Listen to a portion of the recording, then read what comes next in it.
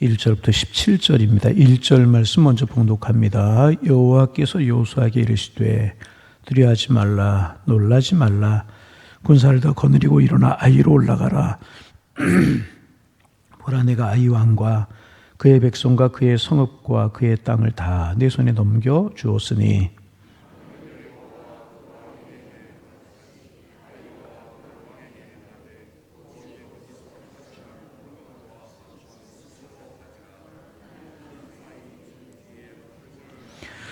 이에 여호수아가 일어나서 군사와 함께 아이로 올라가려 하여 용사 3만 명을 뽑아 밤에 보내며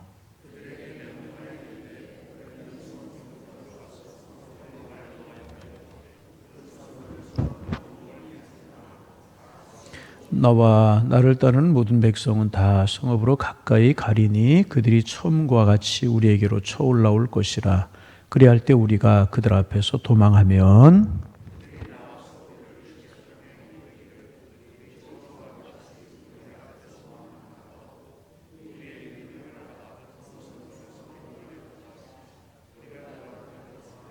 너희는 매복한 곳에서 일어나 그 성읍을 점령하라. 너희 하나님 여호와께서 그 성읍을 너희 손에 주시리라.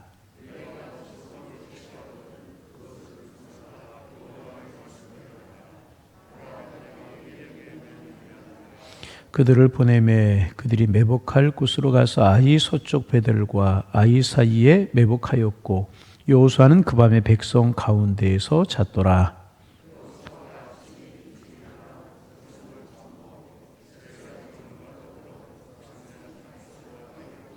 그와 함께한 군사가 다 올라가서 그 성읍 앞에 가까이 이르러 아이 북쪽에 진치니 그와 아이 사이에는 한 골짜기가 있더라.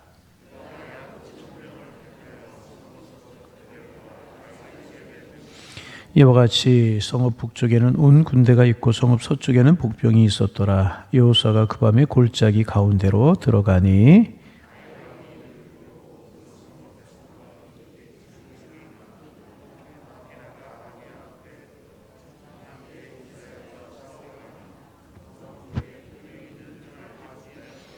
여호수아와 온 이스라엘이 그들 앞에서 거짓으로 패한 척하여 광야길로 도망하매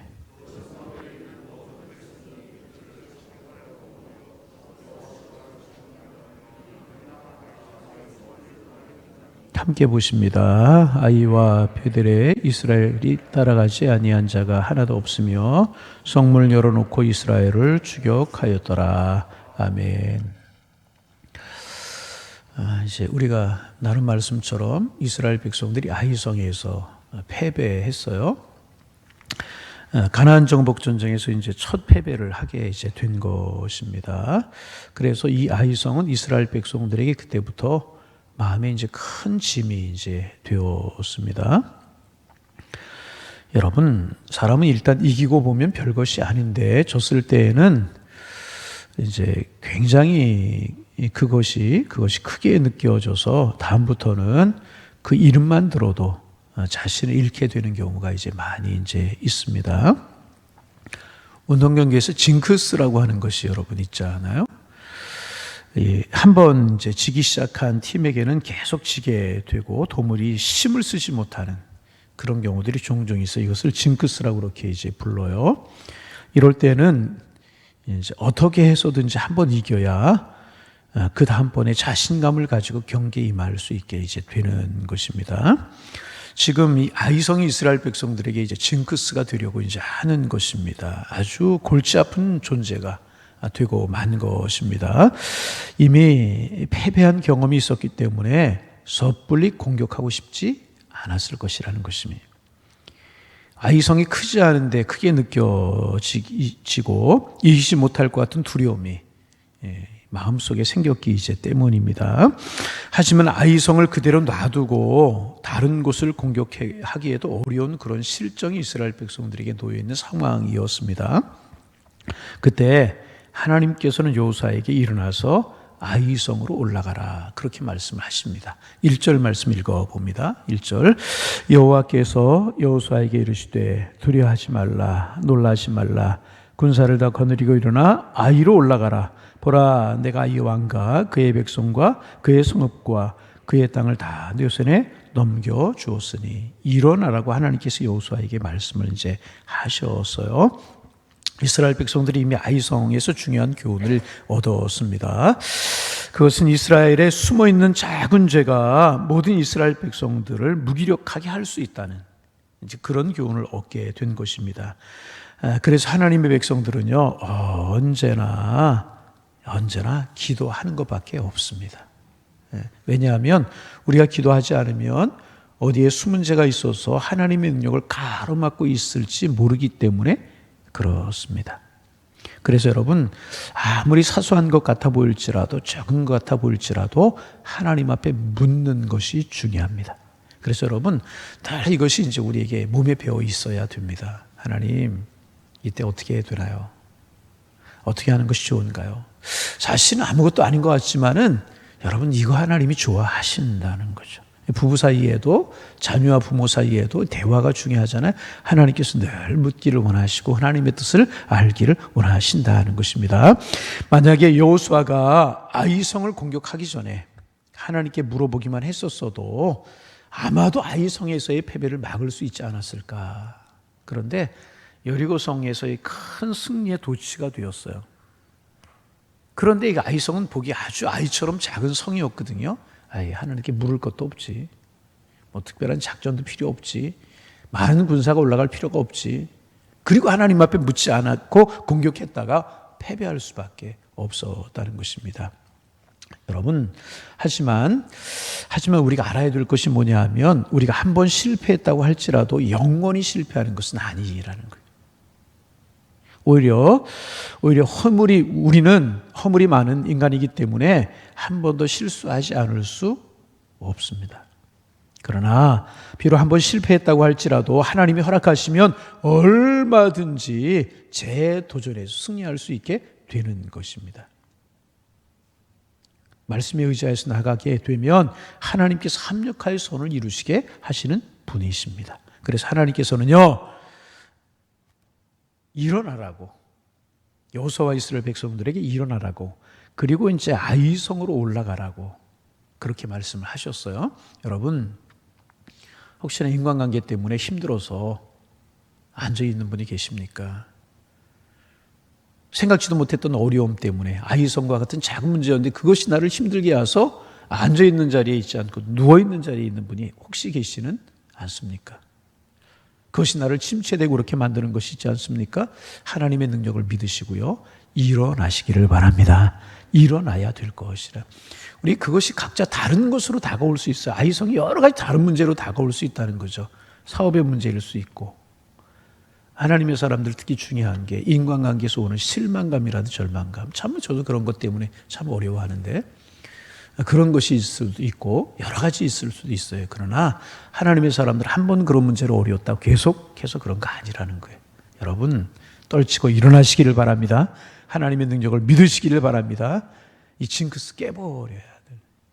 사람도 그런 관계가 있으면 만나기도 싫고 그럴 때 있잖아요. 그것도 깨어버려야 돼요.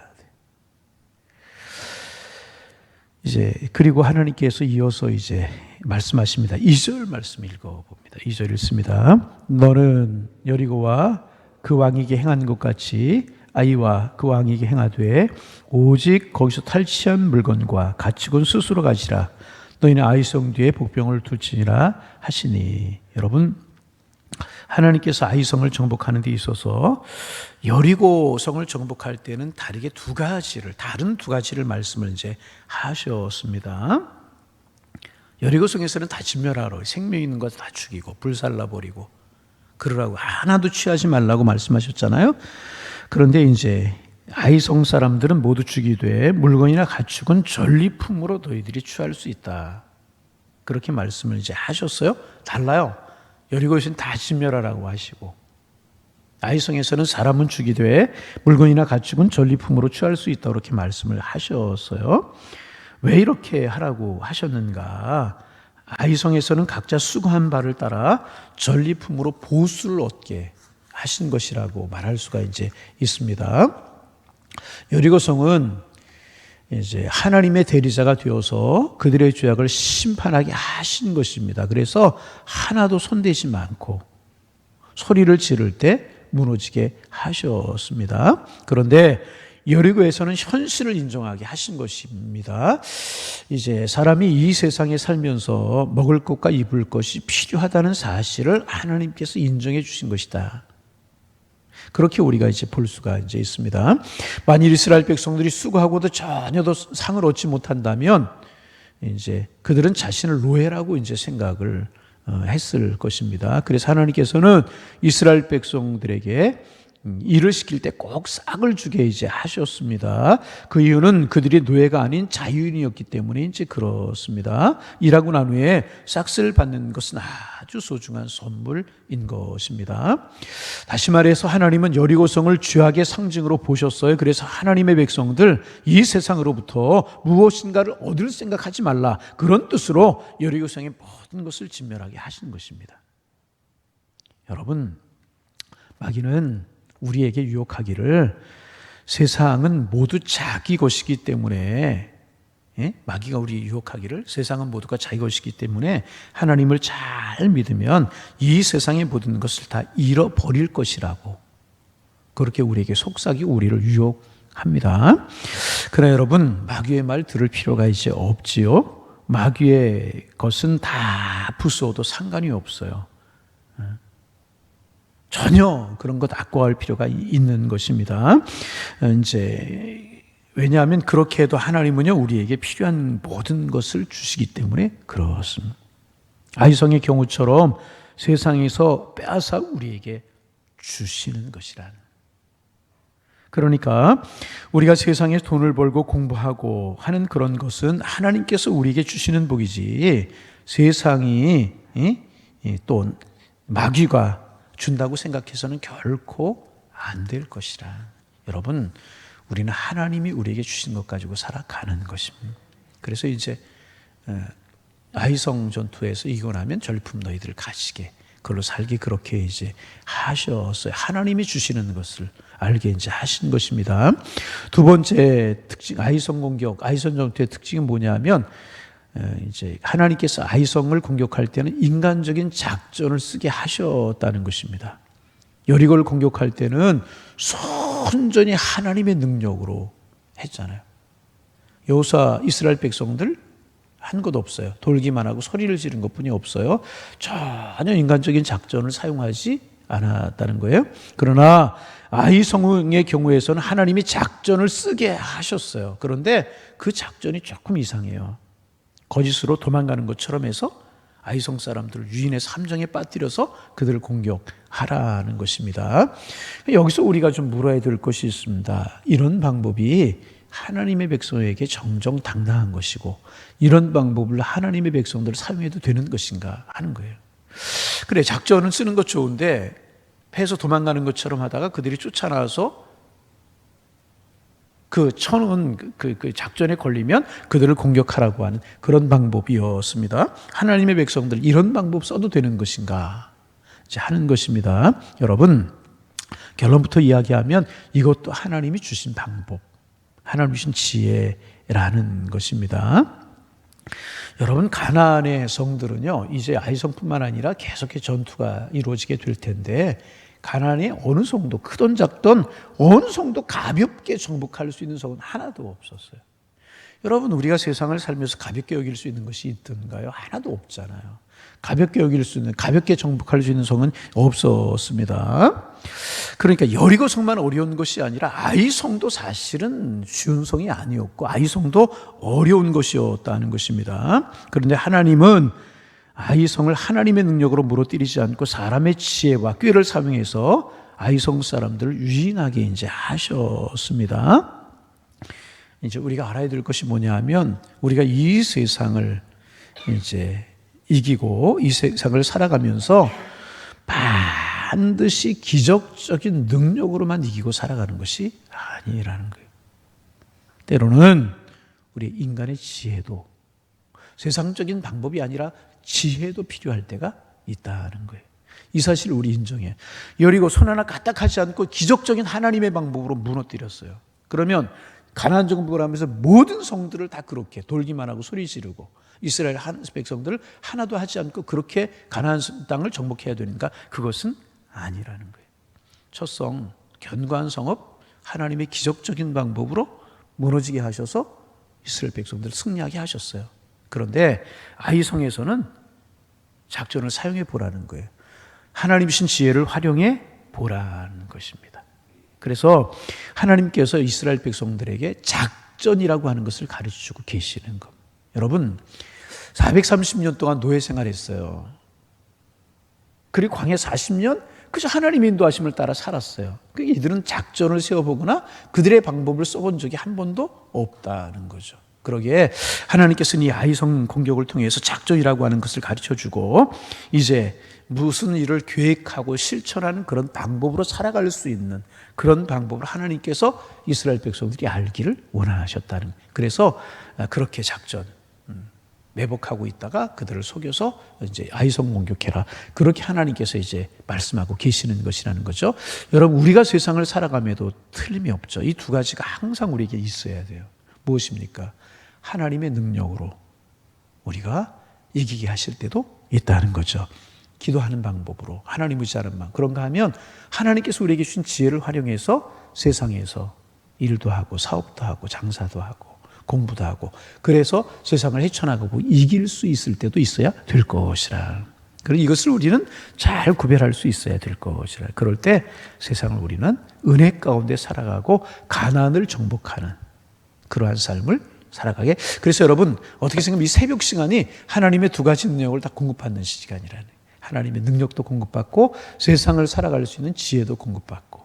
그래서 여러분 늘 세상을 이기며 살아가시기를 바랍니다. 근데 우리의 문제가 뭐예요? 어느 때는 하나님의 능력을 뒤로 하고 내 지혜로만 세상을 살아가려고 할 때가 참 많이 있어요. 여러분 신앙생활 할 때도 당당해야 돼요. 뭐 사람이 얕은 꾀, 뭐 친한 사람 이거 가지고 일하려고 하면 절대로 안 돼. 하나님이 원하시는 것이 무엇인가 알아야 되는데 하여튼 중요한 것이 뭐냐? 우리는 뭐냐 하면 우리의 지혜로만 세상을 살 것처럼 내 지혜, 내 생각으로 이기며 나갈 것처럼 생각하고 하나님은 멀리 좀 속된 표현이지만 지켜놓으려고 할 때가 있어요. 아니라는 거죠. 하나님 우리에게 진주에 피하지만은 하나님 능력 의지해야 되고 그런데 또 우리가 감나무에서 감이 떨어지듯이 하늘 바라보고 입만 벌리고 있으면 되겠습니까? 아니라는 거죠. 열심히 살고 하나님 주신 우리의 지혜도 활용하고 그럴 때 하나님 주신 축복 우리에게 누리며 살아갈 수 있다는 거죠.